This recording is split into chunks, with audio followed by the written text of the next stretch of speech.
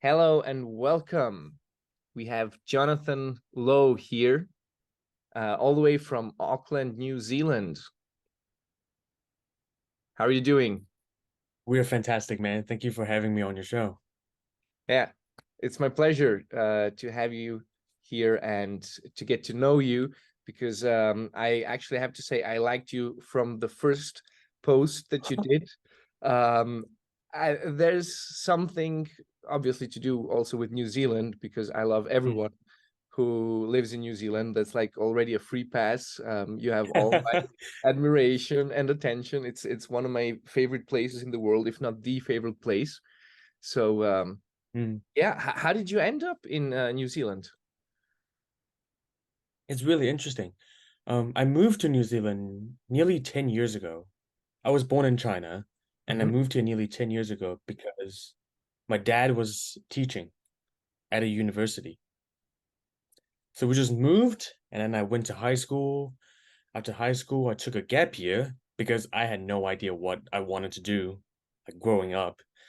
And then I got really interested in the human body and the human mind. So then I thought, okay, what is the perfect place to learn about both the human body and the human mind? It would be something healthcare related. And that's how I got into pharmacy. And now Ah. I'm 2 weeks. Yeah, I'm 2 weeks from finishing this 5-year degree. Oh, Wow, wow. yeah. 2 weeks compared to 5 years, that's a long time.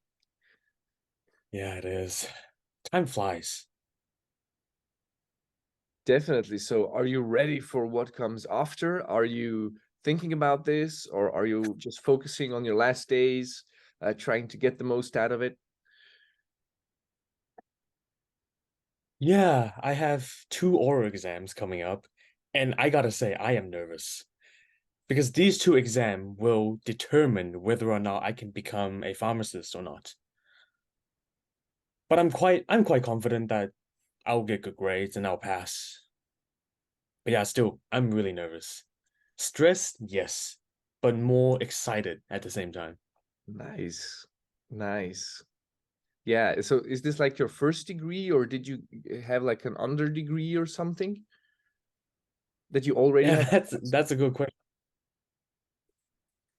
I did 1 year of nursing school Mhm. because I wanted to become a nurse. But then I was asking a lot of questions to my lecturer about medication because I'm really interested in how medication treat the body. What does it actually do when it enters the body? So then my lecturer, I think they got sick of me.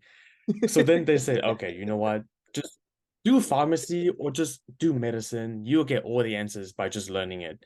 So then I did 1 year of nursing. And then after that, they kicked me out of nursing and I got into pharmacy. Oh, wow. So yeah, so pharmacy is a 4-year degree, but adding on my nursing year, which is 1 year, so 5 years. Wow. Okay. So just wow. I mean, um, Yeah. uh, did you maybe think of still doing like the nursing degree at some point later in time, or was it clear for you, no, I'm just gonna go and become a pharmacist? I actually thought of going back to nursing last year because I liked the patient interaction that I got during my nursing years. But then now I'm fourth year, I'm finishing. I realized that pharmacy is a really, really good degree if we want to expand our knowledge. There's a lot of opportunities around the entire world for pharmacists to do. Oh, definitely. And I mean, So it's yeah, I also will stick with a lot of yeah. uh a lot of money in it. Yeah, it can be, yeah. Depending on what country you're at. Yeah, New like I just Zealand, it's okay. okay, okay. Like as Switzerland, I think is really good. I had this Hmm. guy, he was like sitting on the sofa behind me just 2 days ago, and we had a very Uh-huh. fine chat. Um he was actually in a amateur band that I was coaching for a while. And we still meet up until today and just have a good time talking. And he's actually working in the pharma industry. So he worked for Pfizer for a long time. I think Oh yeah. he studied biology and then moved to into pharma something, and then he worked for Pfizer, and now he's self-employed. He went away and he has his own company, and he's changing like crazy hourly rates, like crazy, you know. He just told me my jaw dropped. I had to collect it all on the floor, but then it dropped again because just like the hinges weren't still fine, so I was just like dropping my jaw from all the cash is making, and he's not even trying hard. Yeah, you know, he's not even trying hard. He's Oh wow. just offering his services, and because he knows what you need, like to when a medication is certified, how to put it on the market. He knows all the steps. He's just like doing consulting Yeah. for different firms, and doing very well. Like he has too much work. He has to cancel stuff. Wow. That sounds like the dream. Yeah, so do consider Switzerland. Here's like a very big pharma complex and industry. Like there is Roche in Basel. I'm going to Basel right after our call, and there's like a few huge buildings by them. I think Novartis is also there, and there should be a Yeah. third. So they're just big in pharma. Let's say Yeah. like this. Yeah. Pharma, they have unlimited money. I just put it this way. Yeah. Unlimited. It's crazy. Yeah.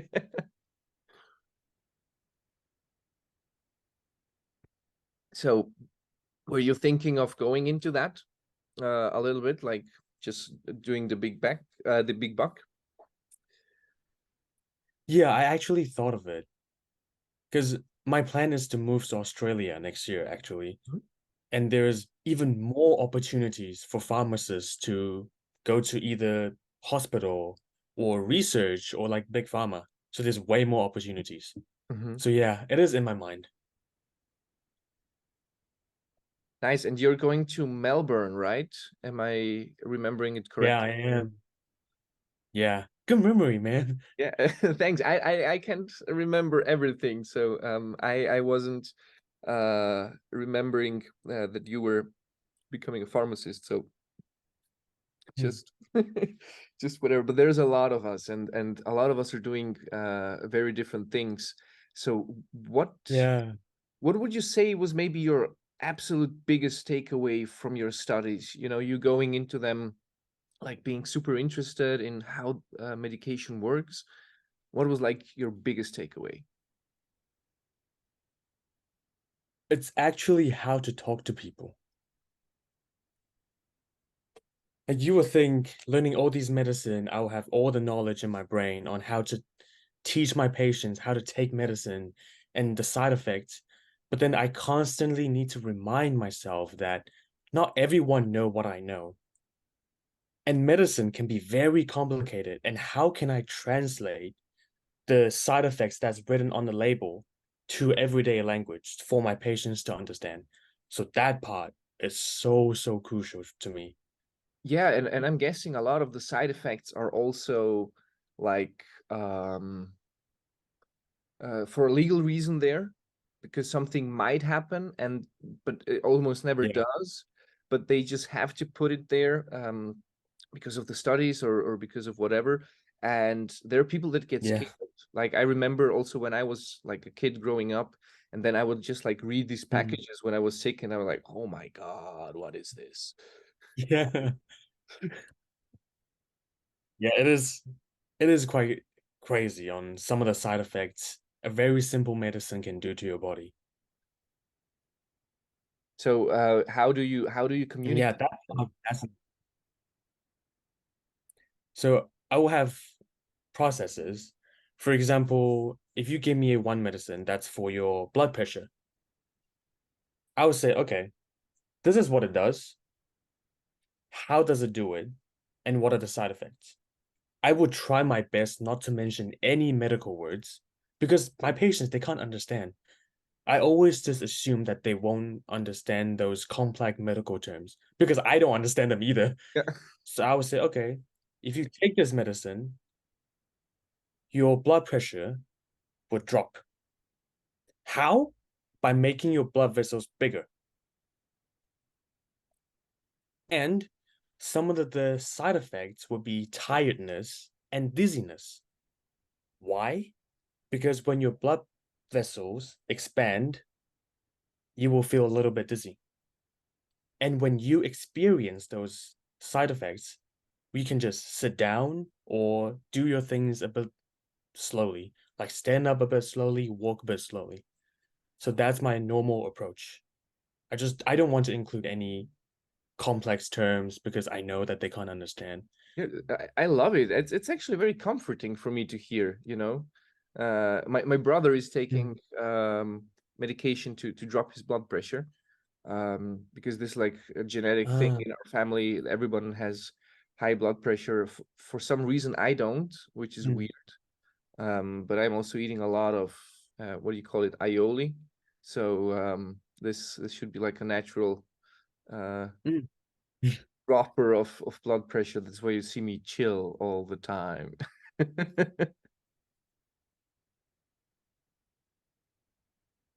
But do you do like anything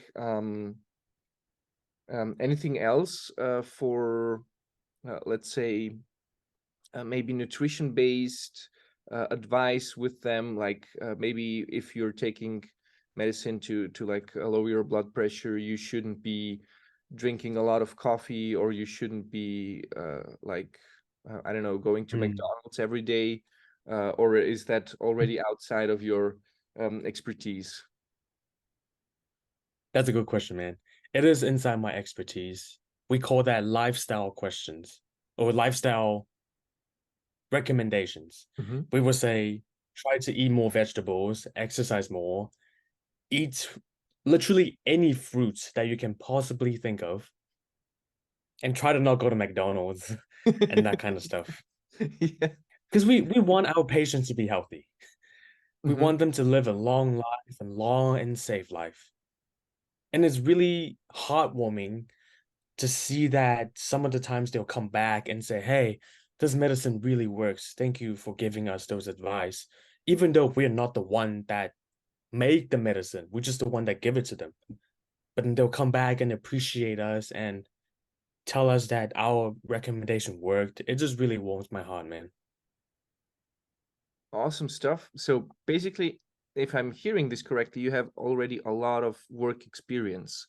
So did you do like a part-time job, or is this like part of your education?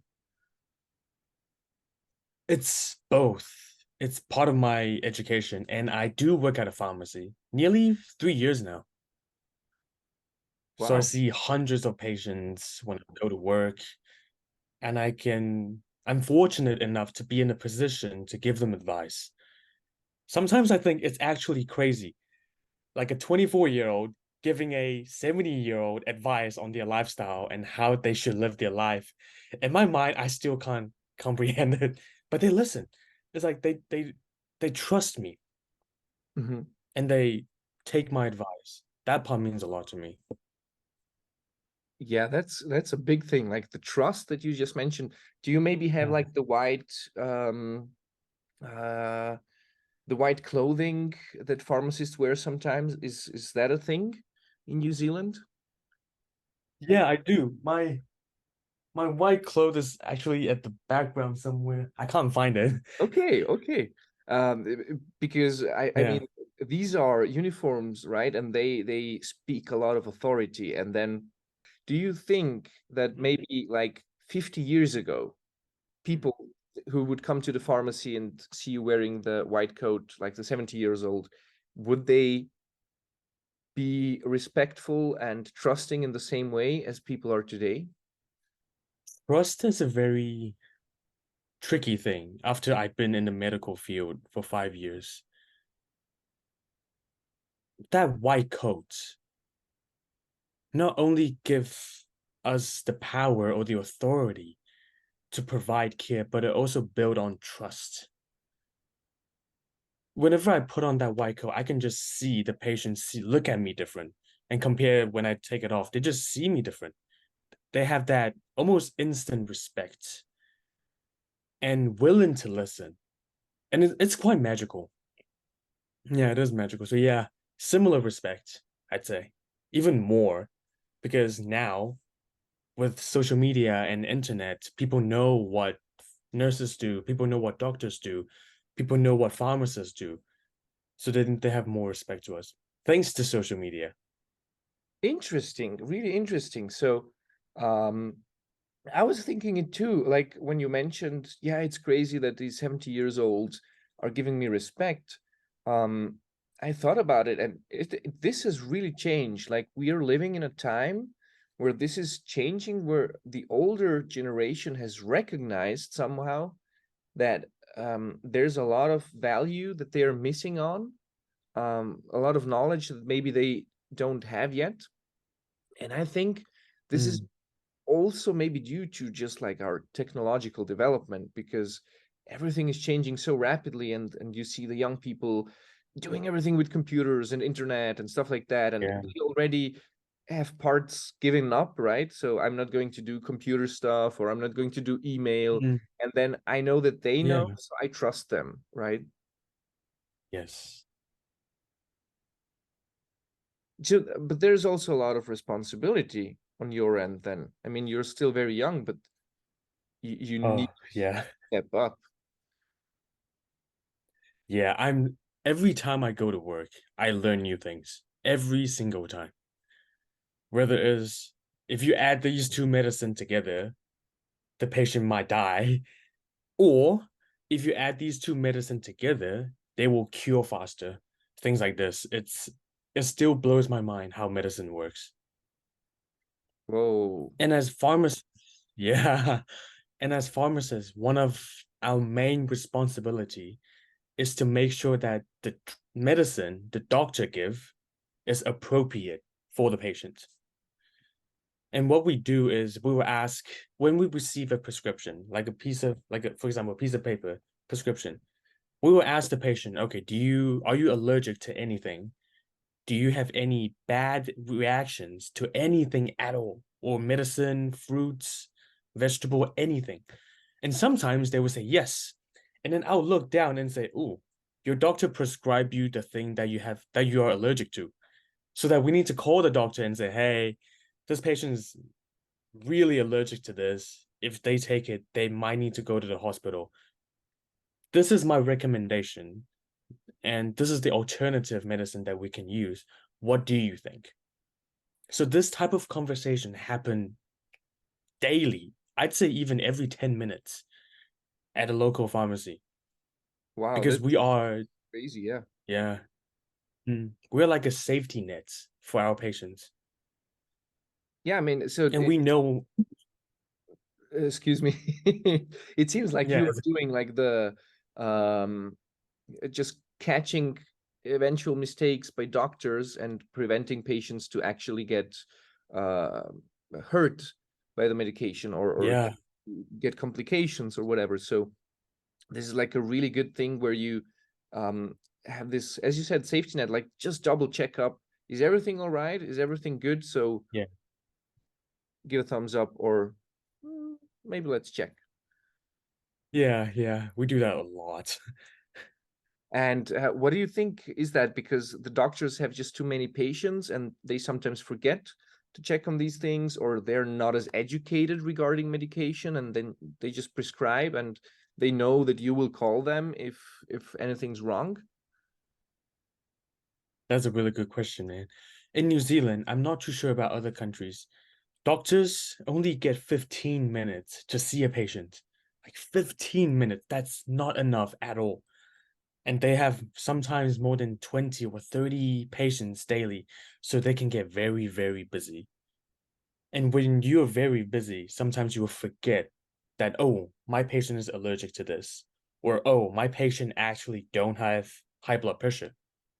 Yeah. And it's based on a lot of understanding and communication Mhm. between pharmacists and doctors. We understand that they're really busy, and they understand that we're here not to save their ass, but to save our patient and to take care of our patients. So there's a mutual trust and even reliability. involved Nice. in many health professionals. They are as educated but more than us. We just know everything about the medication.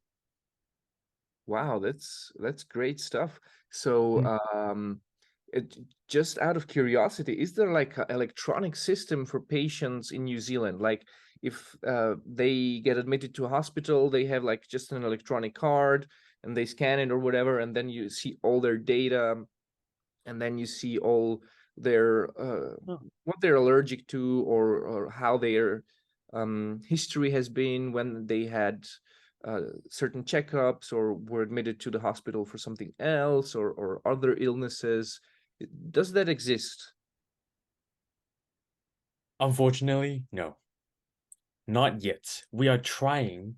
The new government is trying to create a system like this. In New Zealand, there's the North Island and the South Island. Fortunately, for the South Island, there is a system like that. But then Uh, the North Island, which is where I'm at, we don't. We don't know why. Maybe we just don't have enough resources. But when I went to one of the South Island hospitals for 2 weeks to do my experience type of thing, and I realized that the system is well built. We have similar, I just say you swipe a card, but instead of a card, you have a personal number. We call it like National Health Index or something. You enter the patient's number and everything will come up. Medication, family history, blood tests that you have done, you did 30 years ago. It has everything. But awesome. North Island, which I'm at, no. We're And you would getting think there that the North slowly. Island is more developed, like with Auckland and the million people living there.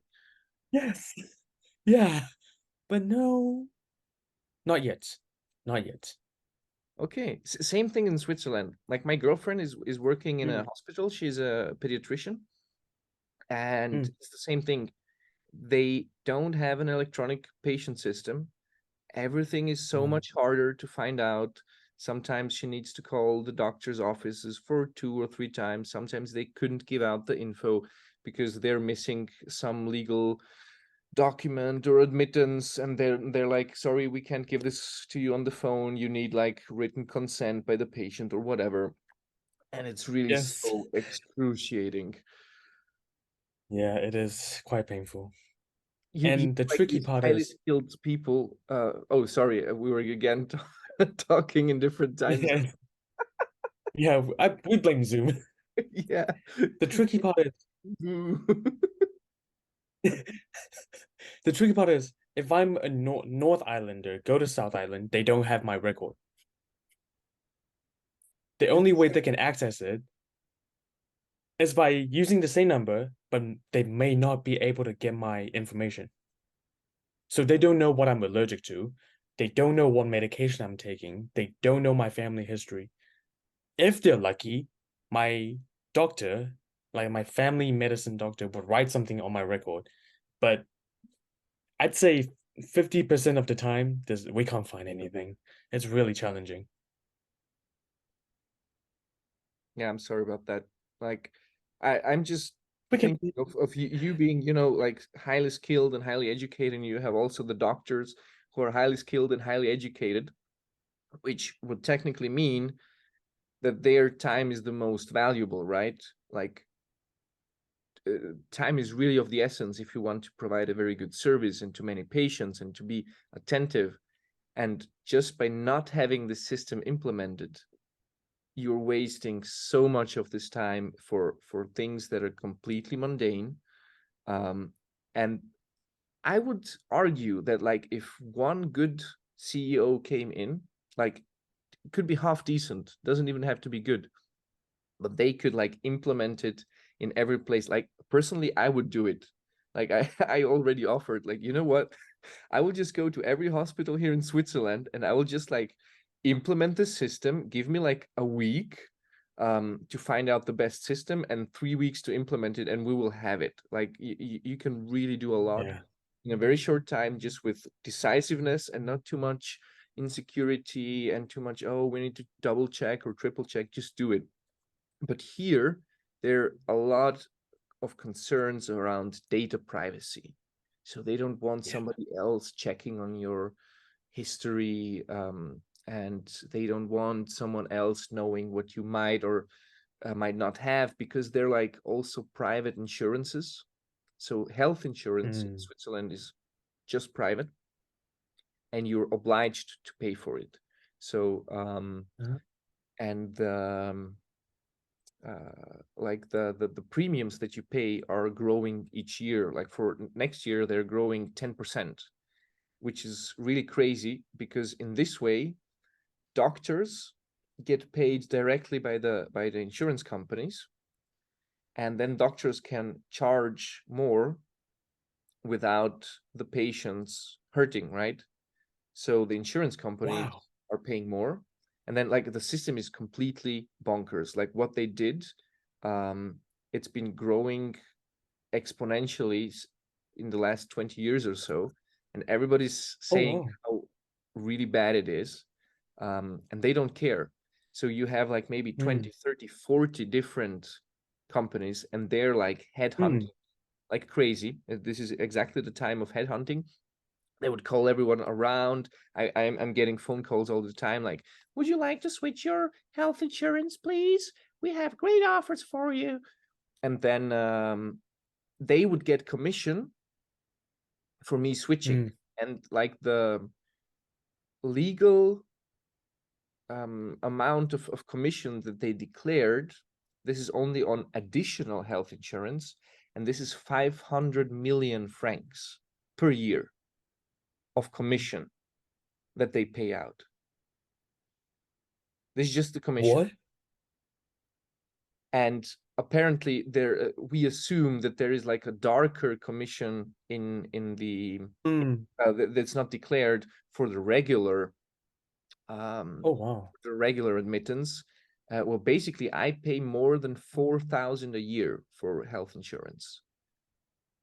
I have Gosh. also like additional ones. So for example, they pay like my membership for the gym, so I don't have to pay that, and Oh. they pay like massages that I do. They Oh, paid what? for my traditional Chinese medicine therapy. So Oh, I wow. applied like for different certain extras in it, and then they pay for all of it. And I go take a massage. It's maybe like 150 per hour, and they pay all of it. I Mhm. don't pay a dime, nothing. So Oh, they're wow. That's interesting. paying a lot of these preventive stuff, so you don't get Mm. sick in the first place. But just thinking Mhm. about it, like this year, I spent easily more on the health insurance than what I got out of it. Mm. Oh, wow. Can I ask you a bit more questions about how the health system work at Yeah, sure, Switzerland? sure. I'm Please do. really curious. Please do. Yeah. So you mentioned that some companies will offer like gym membership, traditional Chinese medicine, massages. Yeah, What about medication fee? Do you need to pay for your medication on top of the insurance? it depends. Like certain medication, if it's put down by the doctor, like if I get a receipt from the doctor that I really need this medication, then they will pay for it. But then there's like also a franchise which I have to pay everything myself until it's filled up. Like for example, this would be Ah, okay.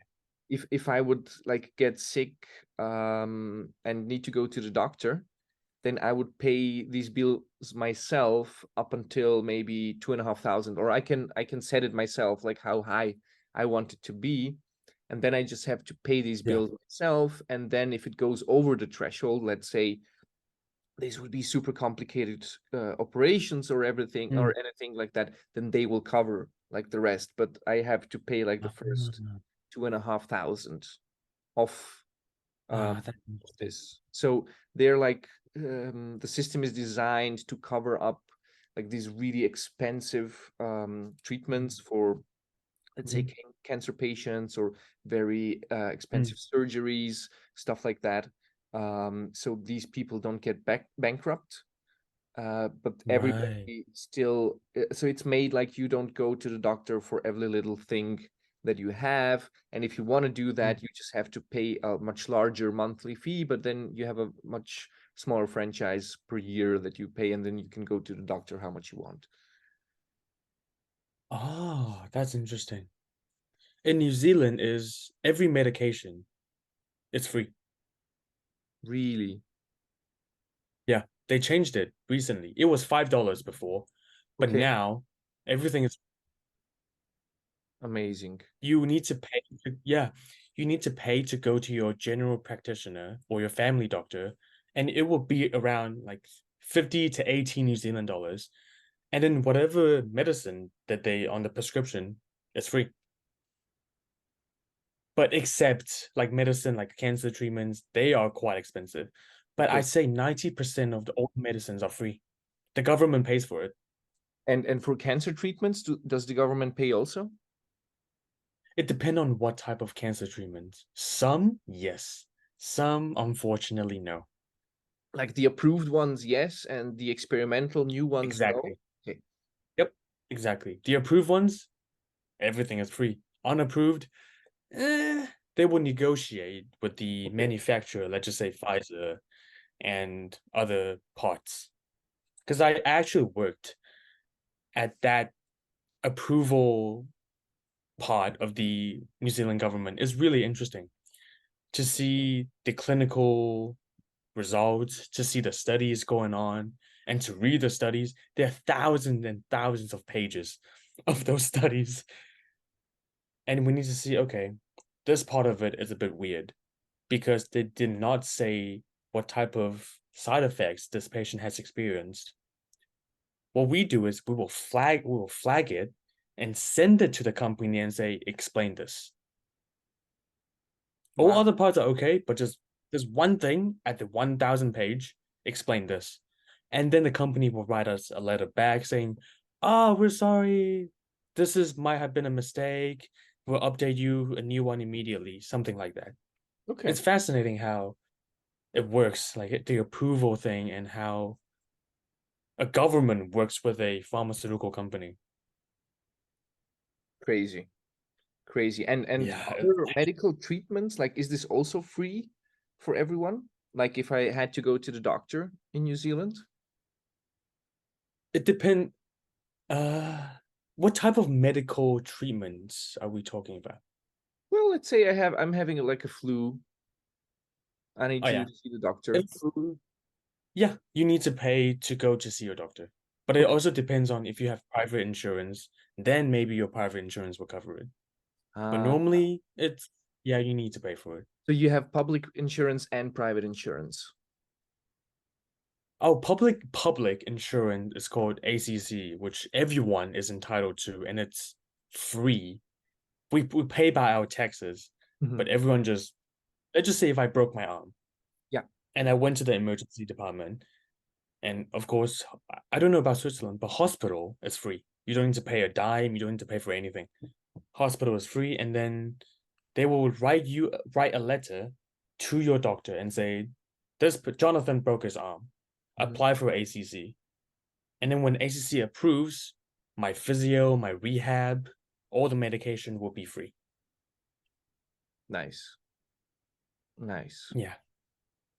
Here it's a little bit more complicated, but that's a theme for another time. Yeah. All right. So, well, what I also was wondering was what would you say to me, for example, if I was a person who doesn't like medication at all? Like, I don't want to take any kind of medication. My girlfriend just had a patient like this. The kid dropped Mm. on a chair, and they had like a huge Mhm. cut in the forehead, and she had to Uh, stitch it up. And the parents mm. didn't give the kid any vaccination, so it also didn't have their tetanus shot. And she Okay. really advised them like to do it, and they had to sign this consent that against a doctor's advice. They didn't want to, and they also didn't give any pain medication to the kid. They didn't want to. um, they were like super attentive. The dad was like reading a book with him while she was stitching, and the kid didn't even flinch or anything. So they're really taking care of their kid, but they're super against any type of medication. So what would you say to that? This happens actually a lot in my practice. Either patient won't take this type of medication or patient won't take this brand of medication. My approach is I will try my best to understand why they don't want to. Because maybe it's religious reason or past experiences. Mm-hmm. But on my side, I will explain, okay, this is exactly how this medication works. I will write down the process because I deal with this type of patient a lot. I'll write down the process, say, okay, you take this medication, this is what it does, and where does it fix? And these are the side effects that you need to look out for. I will present it to them and let them decide, do I want it? Do I not? Let's just say if we're lucky and they decided to take it, perfect, wonderful news. But then is if they're still hesitant or still have strong opinions on taking medicine, all we can do is reassure them that no matter what happens, we are here for them. They are our responsibility to take care of. We are their health professional. If anything happened, come back to us or their doctor or go to a hospital immediately. We're here for them. Nice. That sounds So we really want to interesting. build it. Yeah, we want to build a safety net because we are the safety net. Let them know that no matter what happened, you are being taken care of. Awesome. This is awesome, really. And Thanks, like, man. do you also sometimes think that maybe people are taking too much medication? Like, there would be doctors who like to prescribe far too much for maybe stuff that's not even needed. Yeah, you asked some really, really good questions. Thanks. we, yeah, I'm working with one of my lecturers to see this phenomenon, like doctors prescribing too many medicine. It's called polypharmacy. Like literally means many medicine. Yeah.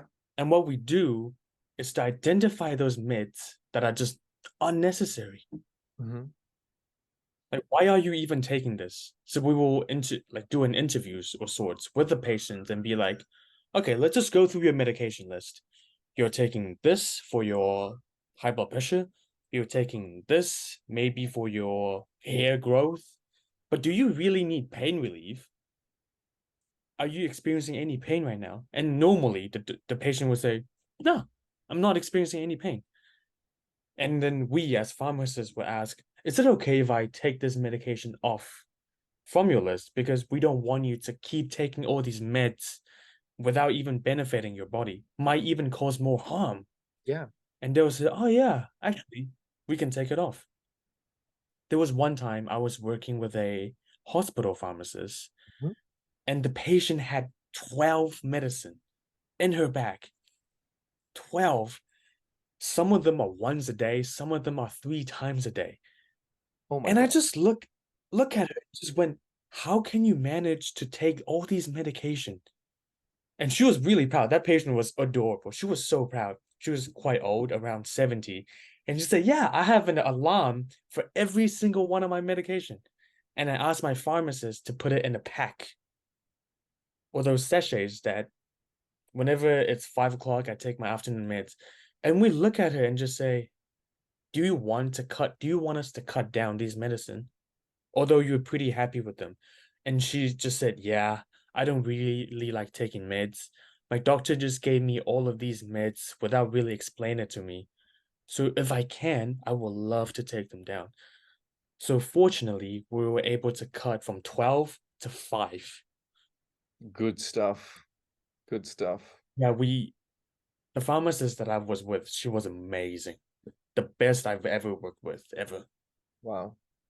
And I'm just And that, wondering, do you Mhm. have also like medication that maybe would be prescribed and but then another problem arises and then you have to take medication for that, and then there's like another Yep. one and then you have to take the medication for that, but if you like prescribe the right one in the first place, you wouldn't have to do like all this thing, but you would just like have one that actually solves the problem without the dreaded side effects.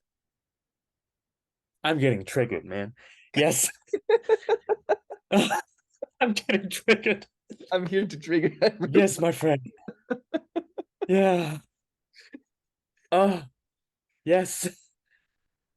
And that's when us as pharmacists step in and say, hey, there's better alternatives with less side effects. There were many cases that I dealt with that medicine A causes condition B, and then we need medicine C to treat condition B. But then it will have a bunch of side effects, like just bad side effects that causes more harm than benefit. Yeah. And it's heartbreaking to see that, man. But we don't blame the doctors either. We understand that they all come from a place of love and compassion. But sometimes they need to understand what is the best for the patients. It's not saying that we know what's the best. It's just by having more time. If they have more time to talk to the patients, they might get more information from them. But the current health system is not giving doctors more time to literally talk and understand their patients. So that is an upstream issue. Wow. Mm. Yeah, and I'm guessing it's also maybe just a lot of missing information because probably you really have to stay up to date in your field, but doctors are so preoccupied with everything, and then they also have to do like keeping up with the knowledge, but it's not just the medication, it's also new treatments, it's also new diseases that have been discovered, it's new everything. So Yeah. you just can't do it all. Like, let's be honest, you can't. That's why health professionals, we rely on each other. Yeah, but I mean, you seem super centered, super calm. Like you have a wonderful perspective on all of this. It's a lot of compassion, a lot of understanding. So it's a pleasure just seeing how you think Mm. about all of this and how Thank you you. handle yourself. It's great. Like I would love you to be my pharmacist, man. Like I'm Thank you. already having so much trust in everything that I I need to need. get my white coat. Wait, hold on. Yeah, no, you don't even need it with me. Like it's fine. Like even without, I feel the energy. So great stuff. Uh, Thank you, man. That means what a I lot. was wondering is where does all the Mm. transformation mastery stuff fit in with all of this that you have been doing? Like how um it is a little bit of thing that helps people, right? But how does this fit Mm. in with everything that you do? Another great question, man. Although I cannot really promote transformation mastery and my pharmacy, but one thing that I learned from TM that truly, literally transformed my relationship with my patients is to listen. I know it sounds so basic, but when you truly focusing on your patient and coming from a place of inspiration, love, and compassion, they can feel it. They feel it immediately. And a lot of times I hear comments like, wow, I don't think I've ever felt a pharmacist listen to me before. That warms my heart and breaks my heart at the same time. And I always have a mantra of saying, be the change you want to see in the world. And I want to improve my patients' outcome. I want to improve their health. Although it takes more time for me to listen to them, but if that's what it takes to make them be better, literally their body get better, I will do it. Now, this is a huge one. Like what you said about listening. I had this experience. Like I Yeah. broke my hand 2 months ago. I was Mm. admitted to the Oh, emergency room, and I got loud 2 times, and I really had to get loud because I was ignored by these people. Like I was saying things, mm. they were just not listening. I had, for example, still my cycling glove on, and I told them, please just cut it off because last time when I broke my other hand, I had like a dislocation of the bone, and Oh, then I had to operate. Um, and I would yeah. really prefer to not have surgery on my hand because I'm a musician and it's all very risky. Yeah. And just let's go get a scissors and cut it off. And then the doctor was like, no, I can take it off by hand. And she like starts tugging on it. And then I got super loud. I was like, bring me the bleeping scissors. I'll cut it out myself, but just like, do not touch me.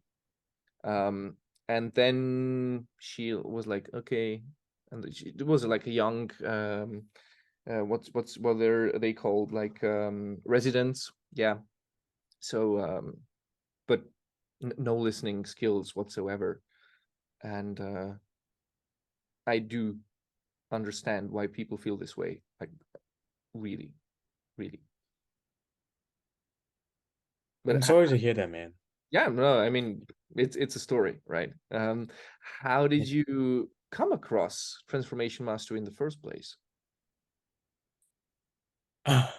Similar to a lot of people, I was in a pretty bad mental state during the shift from nursing to pharmacy Okay. because everyone in pharmacy was significantly smarter than me.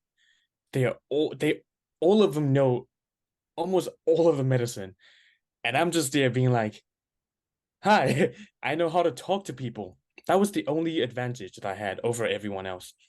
And then I had this huge imposter syndrome that I just didn't feel like I belong.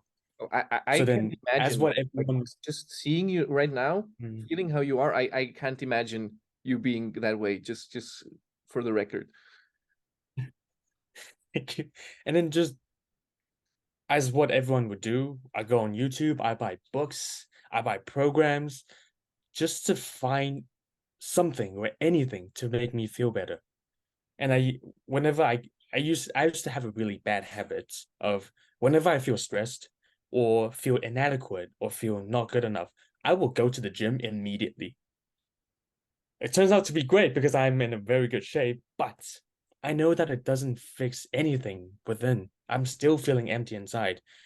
And then one random day, one of Julian's video popped up and I watched through it. It was a one similar to a guided release session, and I resonate with it so much. I was crying with the audience, and then that night, I think I binged 5 or 10 of that video, and I just went, okay, I am going to learn from this guy. I don't even know who he is. He's wearing this crazy outfit, Yeah. wearing sunglasses during a speech. I'm like, who is this guy? But somehow I just trust him. Mhm. Yeah, like who is this guy? That at that time he has a huge beard. Yeah, and it was like all over the place, like this, somewhat. If yeah. Yeah, it was, and I'm like, you know what? This guy might look a bit insane, but his teaching is so good. So then I dove into it, and then at the beginning of this year, he made another YouTube channel saying that hey, I want coaches, and I signed up immediately. I'm like, yes, I want to work for you. You literally saved my life from being a very insecure kid to someone that can speak in front of public to someone that can teach a 70-year-old how to take their medication. I want to give back to the community. I want to give back to you and spread your words to literally everyone around us. And that's how I got into this, and that's how I met you guys. Wow, it sounds so amazing and beautiful, man. Like really, really. And Thank you. what was maybe like before you did the certification? What was maybe there like your biggest takeaway or the biggest thing that you just I mean, you said you resonated most with this guided meditation when you looked before, but like after that, like when you learned more about his teachings, what was like maybe the most important thing for you? Growing up as a Asian kid, we were taught that our feelings don't matter at all. There's no such thing as mental health in any Asian background. But then as a kid, I always feeling should be acknowledged, because it doesn't make sense if we can feel, but then people tell us to ignore it.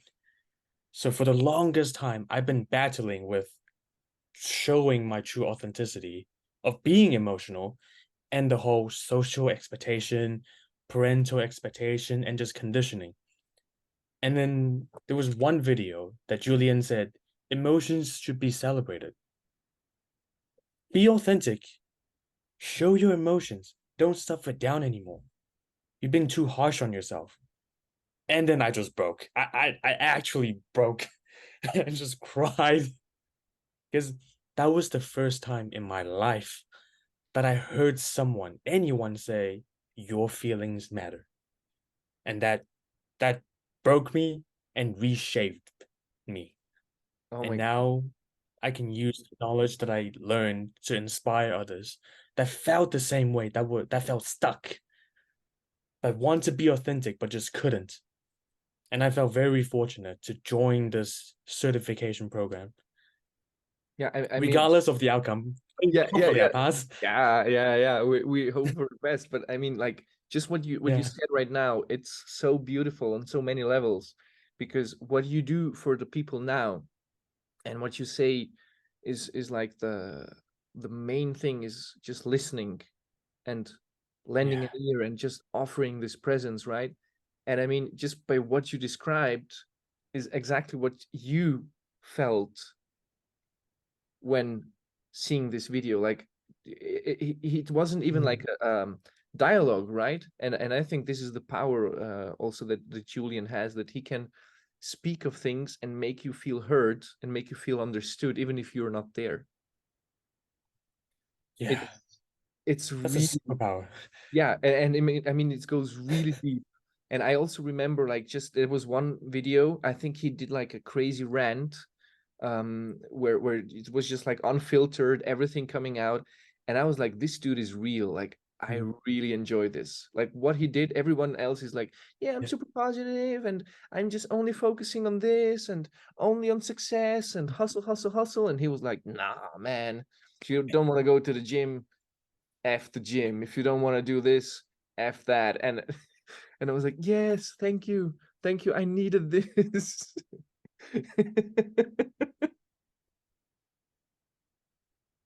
Yes. And I'm like, Awesome. yes, finally.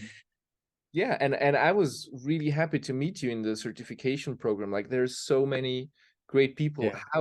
How was this for you? Like, just from the first part where you saw that he's looking out for coaches and the whole enrollment thing.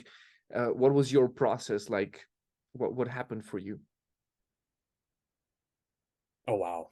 It was an emotional roller coaster, because we all know the cost of signing in. And as a student, I did not have that money. But then deep down, I don't know why. I just know. I just knew that signing up will change my life. So do you remember one video that Julian said, a gun to your head, get $1,000, I can get you out of jail? That Yeah. video? I called everyone and be like, hey, can you maybe perhaps borrow me some money? I'm going to do this course that I can guarantee you it will change my life and your life. I will become a different person, and it's worth it. So I call my mom, I call my dad, I call my grandma, I call my sister, and they're like, yep, do it. We fully support you. And then I got it. I got it on a call with one of Julian's coaches.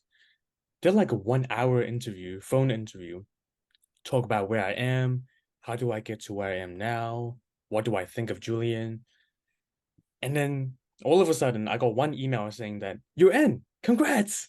Nice. And then I got into the Facebook group, and then just seeing you, Brendan, and a bunch of other people just being real, being authentic, and not giving a beep of what other people think.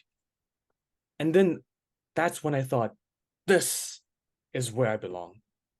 This is the type of people I want in my life. But you guys are in Northern Hemisphere. I'm in the Southern Hemisphere. I will go visit you guys one day. I promise. Yeah, I'm coming to visit you as well. Like really, I told you that's Yeah. my favorite corner of the world. So I'm coming back for sure. And then everyone, every single person in this group is just so wholesome, so caring, and just so loving. Whenever any of us have a question, everyone would jump in and say, "Yep, I know this type of tech equipment that you can use. Oh, you need some help with mic? Yep, I got you." Like yourself.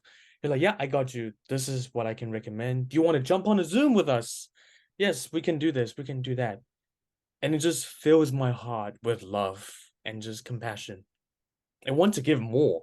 I want to give more out. So Beautiful. it is a true blessing doing this.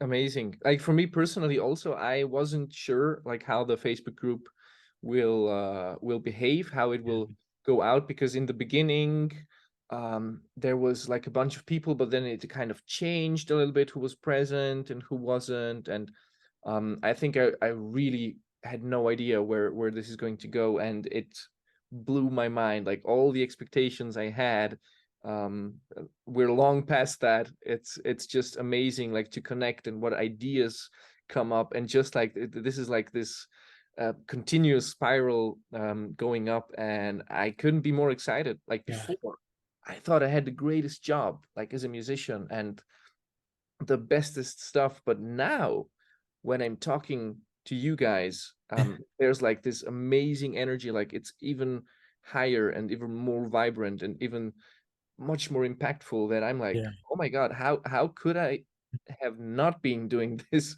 for so long in my life? Like, why didn't I do it sooner? Yeah. But I guess the timing is right. And this coaching thing, literally, yeah, I was just gonna say that. Yeah, the timing is so perfect for me. And I think for a lot of people in the group too. I mean, Definitely. it is a true blessing knowing you and every single person in that group. And Hey, I was thinking, because Julian used to do with Owen used to do those world summits that they will go yeah, to one city and just have fun. yeah, Maybe us as coaches, we can do that too. Yeah. I love that idea. I love that. That's Yeah. crazy. We just go to one city, we just have fun. Wow, we could like convert a whole city, just like so many coaches in one place, like the city just transforms from the inside out. Just, this Oh, this yes. light, when you see it Mm, from the satellite, you can just like tell, oh, there's like a light spreading. yes. We're like, huh, it's positive energy, vibration. Yeah. Yeah, that would It's be great. exciting news. That That would will be be great. amazing. Wow, World Summit stuff. Yeah, Yeah. good Yeah. stuff. TM World Summit. That's a really good idea, man. That's a really good idea. Love it. Like Avengers Assemble. Exactly. Uh, Transformers assemble, it would be for us. Yeah, that would be the nickname, Transformers. Yeah. Yeah. That's a catchy name. Transformers World Assembly. Yeah. People will go, wait, what? And we're like, yeah, Transformers. Great stuff. Hey, Jonathan, I enjoyed talking to you so much. I really gotta go now, jump off, but we will That's okay. Thank you definitely for have having a me. second talk sometime soon. I've Absolutely. Yeah. enjoyed it immensely. I felt that I Thank was you. clicking with you, as I said, like from the first moment. It's been a pleasure to finally get to meet you, like really one on one, and talk it out. Yes. And I think there's a lot of other things to talk out, so I can't wait to see you next time. I can't wait either. Thank you for having me. Hey, have a great day, have a good night, and all the best to you, man.